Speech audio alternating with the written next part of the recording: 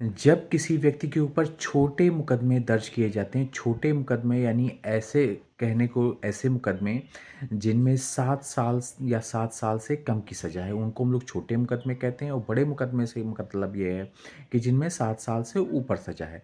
तो जिन व्यक्ति के ऊपर छोटे मुकदमे दर्ज होते हैं, तो वो आश्वस्त हो जाते हैं बिल्कुल कि मुझे तो पुलिस गिरफ़्तार करेगी ही नहीं। अगर आप उनको समझाएँ भी तो वो बहस करने के लिए तैयार हो जाते हैं कि अरे! अवनीश कुमार का जजमेंट है और पुलिस इसमें कैसे गिरफ़्तार कर सकती है, उसमें जजमेंट है। लेकिन हर जजमेंट जो आता है, वो अपना क्राइटेरिया लेके आता है, एक कुछ क्राइटेरिया बनाए रहते हैं कि इसको फुलफ़िल करेंगे, तो आपको उसका लाभ मिलेगा। पुलिस करती क्या है, अवनीश कुमार के जजमेंट में ये कहा गया था कि आप 41 ए का नोटिस सर्व कराइए, हैं? और जो अभियुक्त है, वो कोऑपरेशन करेगा पुलिस के साथ, हाँ, पुलिस की इन्वेस्टिगेशन में कोऑपरेट करेगा। तो पुलिस करती क्या है अक्सर जब उसको गिरफ्तार करना होता है या अगर वो अपोजिट पार्टी से मिल जाती है, जहाँ भ्रष्टाचार के मामले सामने आते अपोजिट पार्टी से मिल गई पुलिस और उसने आपको गिरफ्तार करने का मन बना लिया। अब वो क्या करेगी? अब वो ये करेगी कि 41 की नोटिस हम इनको सर्व करने की कोशिश कर रहे हैं, ये 41 की नोटिस नहीं ले रहे हैं और ये पुलिस इन्वेस्टिगेशन में कोऑपरेट नहीं कर रहे हैं। ये 2 एलिगेशन के साथ वो आपको अरेस्ट कर सकती है, भले आपके मुकदमा ऐसा हो जिसमें 1 साल की ही सज़ा हो।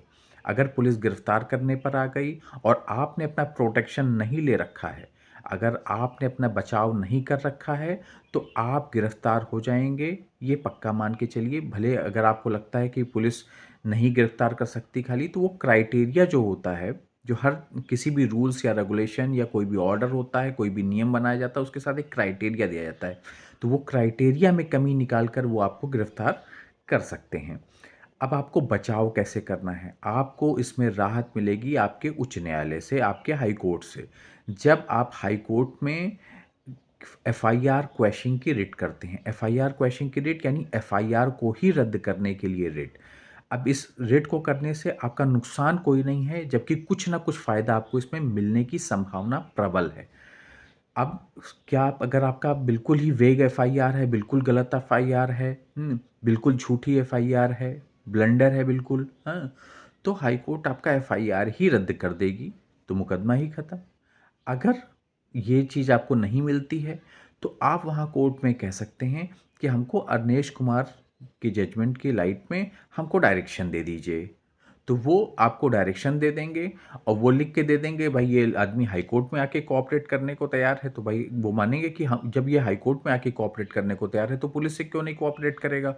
और वो उस जजमेंट में आपको दे देंगे और आपको पुलिस गिरफ्तार नहीं कर पाएगी। फिर आप चाहे भले थाने के सामने से भी टहलते हुए जाएँ, तो पुलिस आपको गिरफ्तार नहीं करेगी क्योंकि आपको हाई कोर्ट का प्रोटेक्शन प्राप्त है।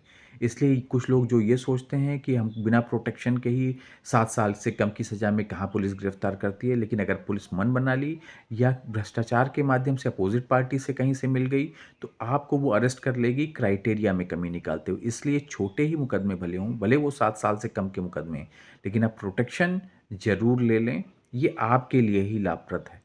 प्लीज़ इस चैनल को लाइक और सब्सक्राइब कर लें, जिससे मैं आप तक लीगल अपडेट पहुंचाता रहूं। मैं हूं एडवोकेट विवेक सिंह और आप देख रहे हैं मेरा YouTube channel legal awareness. Please इस चैनल को लाइक और सब्सक्राइब कर लें।